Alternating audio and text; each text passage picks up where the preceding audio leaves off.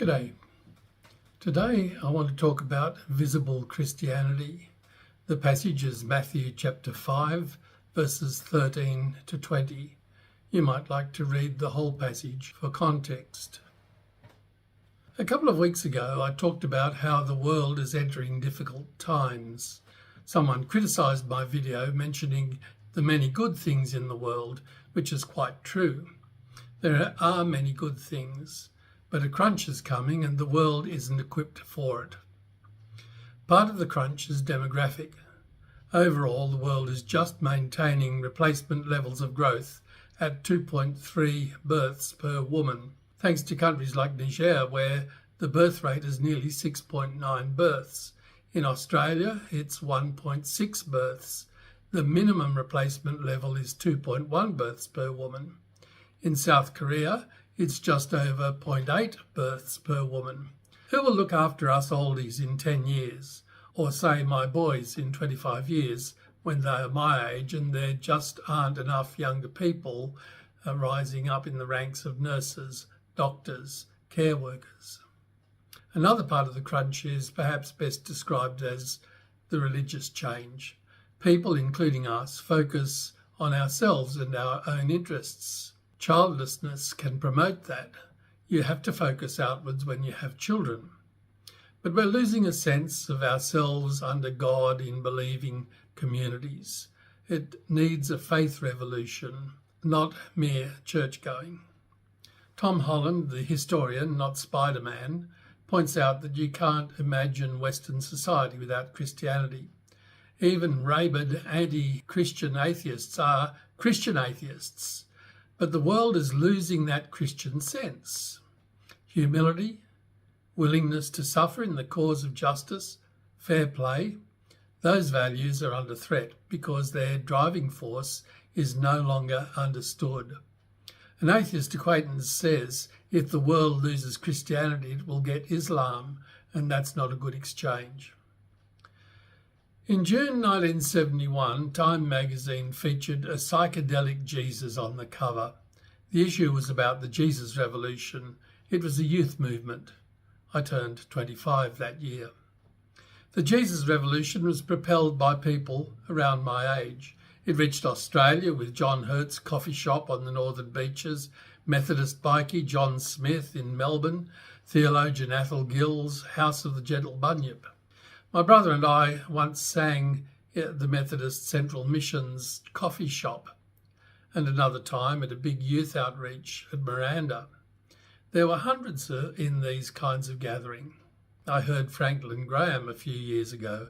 I noticed that the two women bopping alongside me were in their 50s. We don't have the vast masses of teens and 20s who saw the Beatles or Daddy Cool or the Beach Boys and played their records or wondered how many roads must a man walk down before you can call him a man. Is it any wonder that church growth is slow these days?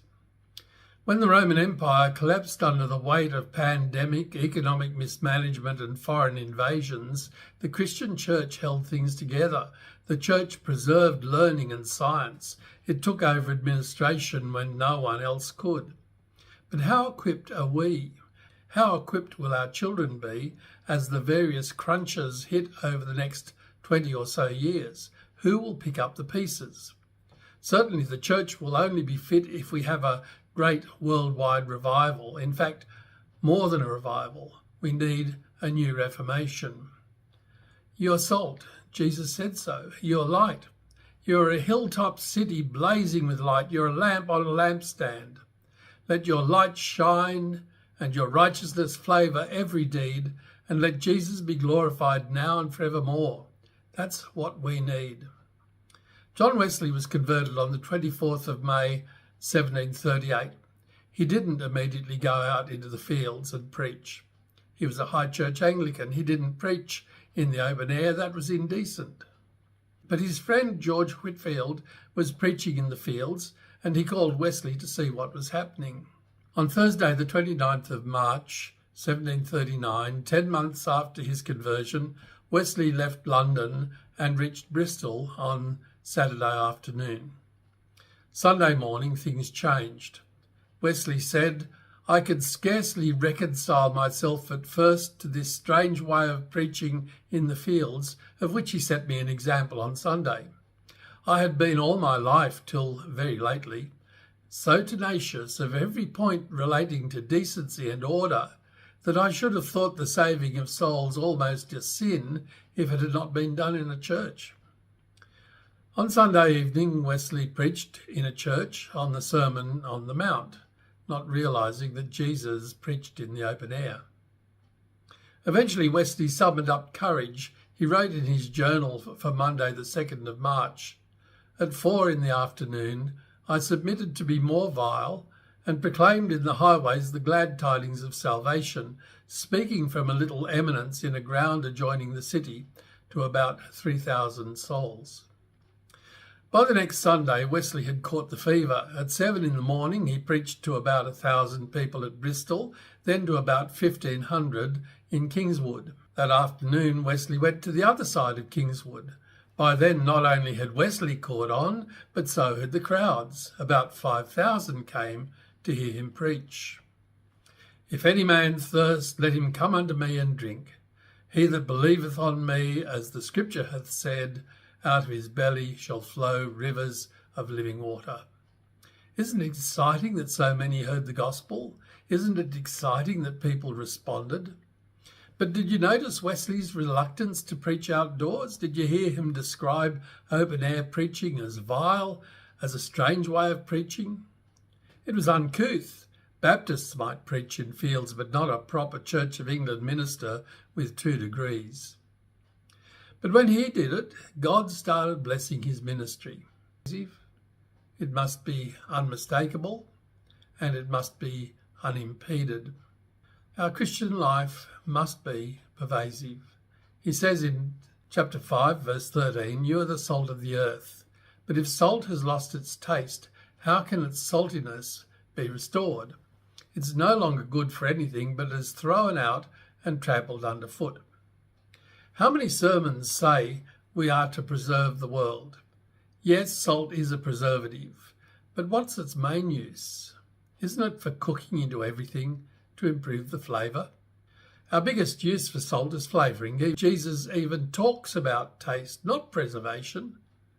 Salted meat has to be washed before cooking to reduce the salt. Otherwise, it's just too salty. If you find a lump of salt in your food, you spit it out. But when salt is cooked evenly right through the food, it's delicious.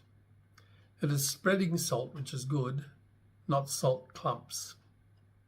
When it permeates the whole thing, it makes everything tastier. That's pervasive salt. Something pervasive spreads through what it is in. We're not Israel's salt or Rome's salt or even the salt of our hometown. We are the salt of the earth. As Jesus says, if we aren't, we're useless. The branches of the vine that wither are cut off and burnt. The salt which doesn't flavour food will be thrown out. It's useless. It's similar to John 3, where we read, "Those who don't actively trust in Jesus perish."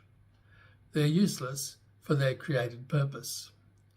Our Christian faith must be pervasive. Our Christian life must be unmistakable. Jesus warns us to have an unmistakably Christian way of life. In verse 14, "You are the light of the world. A city built on a hill can't be hidden." I love driving into Bathurst at night from the mountains. After leaving Lithgow, you traverse dark country roads, your headlights on high beam. But then you cross the last ridge, and there, spread before you, is Bathurst, a fairyland of lights. There's no concealing it. But if all the lights went out, you'd miss it. However, if it were on a hill, you would see lights by night and the shape of the buildings by day. It would be unmissable. Don't read Jesus' words as mere ideas, as Wesley did with the Sermon on the Mount. That's not Jesus' plan. Jesus wants us to experience his illustrations. He wants us to imagine a world where every piece of fish, every chip, every pat of butter, every slice of bread is saltless and bland. He wants us to picture ourselves as a town on a hill, both a welcoming beacon to weary travellers and a target for enemies. A city can't run and hide, it stands in place, taking the good with the bad and making the most of the good. It's about being noticeably Christian. There's an old line, if you were on trial for being a Christian, is there enough evidence to convict you? Okay, not all of our good works are widely visible, and some of us just do more visible works than others. You've heard of ministries smuggling Bibles into where Bibles are banned. Obviously that must be done secretly. But even a Bible smuggler is an everyday Christian at weekends doing good in her hometown. And even where Bibles are banned and preaching is illegal, people of faith are visibly different because they're free from constantly trying to please the state or the official religion. Our faith must be unmistakable. Our Christian life must be unimpeded. A pastor was shopping for a gift. A new shop seemed to have what he wanted. The shopkeeper tried to hide a yawn, but the pastor noticed. "You seem very tired," he said. "I am," she replied. "I'm not sleeping." "I hope you aren't unwell," he replied. "It's just sleep. My husband died a year ago and I feel totally lost. I wake up at night and think of him. I'm afraid to sleep in case I dream of him." The pastor told the woman how deaths had affected him. He talked to her about grief and feelings of loss and emptiness. He encouraged her to see a counsellor. She mentioned her faith, and so he offered to pray for her. When the prayer was over, she shed tears and said, "God must have sent you." He didn't tell her who he was or where he was from, but God used that conversation. Ministry can happen in shops. A friend and I used to go swimming, then get coffee and pray for the staff at Michelle's patisserie or for the women who clean up. We didn't stand and preach, we just prayed. Sometimes I told them, "We prayed for you." Is your light like a tiny tea candle? On a lampstand, it can usefully illuminate a room. Of course, sometimes we focus light and leave the surroundings dark. That's fine. It's only when we cover it, when we block and impede it, that we help no one. As Jesus said, no one, after lighting a lamp, puts it under a bushel basket, but on the lampstand, and it gives light to all in the house. In the same way, let your light shine before others, so that they may see your good works and give glory to your Father in heaven. I have a very bright LED camera light, but when I use it, the reflector between me and it makes sure the light only shines on what I'm photographing. I also have a 13-watt LED light in my lounge room, which shines in all directions. Both lights are important, but they do very different jobs. One Christian shines light all around, another focuses the light. Whichever, when people see it, they see our good works and glorify our Father in heaven. But here's the hard part. What should we make of this passage? Remember those three factors. Our work in the world must be pervasive, unmistakable, and unimpeded. A great fault of modern evangelicalism is that we limit where we will go with the good news of God's kingdom. We're not pervasive. At times we must hammer at an issue and keep at it even when people would silence us. We dare not choose to be permanently silent. Nor should we harp on one topic, ignoring the bigger picture. Where is the all-pervasive salt? There are vast territories without any salt, while mouth-burning salt clumps fill other places. How can they hear without a preacher? Then, to be unmistakable, we must also be intentional. St. Francis didn't really say this, but you've heard preach the gospel at all times, use words when necessary. In fact, you can't preach the gospel without words. If the word dwelt among us, words belong in the world's midst. Doesn't John 1 show that the eternal word of God became embodied in the man Jesus? Word and action belong together.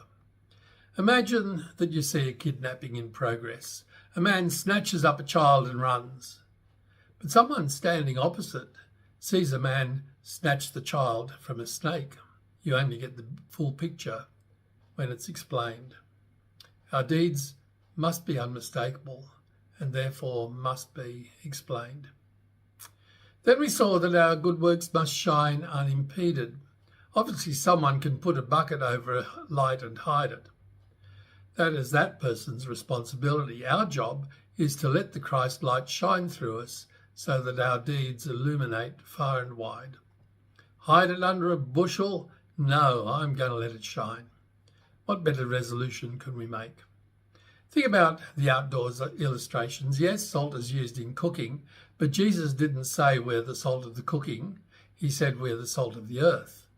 There's no limitation. A city on a hill is outdoors. You don't build a city under a dome except in the Simpsons movie. Only a light on a lampstand is indoors. I was preaching once about how we get trapped in our buildings and need to take the gospel out. I picked up my guitar and left for the plaza near our church. I said, we'll finish the service there. That shocked a few people. I discovered a German couple visiting from München reported it on their church website. I think they were startled too. Are we trapped in our fortress instead of on the streets? Must God shake us free and force us to do what we resist? I know every place has opportunities and obstacles, but would there be more George Whitfields and John Wesleys if more of us took the first step to be fools for Christ? Wesley submitted to be more vile and preach in the fields. What can we do to flood Claymore with the gospel? Finally, Jesus tells us that we're salt. He tells us we're a visible town. He tells us we are light shining from a candlestick. How often do we recruit someone else to do the work we are called to? Seek rescue, and there's always someone willing. Too often, they demand their kilo of flesh in return. You are the light of the world, and that's true until Jesus comes again. So let's let our light shine before others so that they may see our good works and give glory to our Father in heaven. Only a live church will be ready for the challenges ahead. Amen. Once again, thank you for watching this video and the support you give us. If you would like to hear when I post new talks, please use the button on the right and subscribe. It's free. God bless you, and may you have a good week.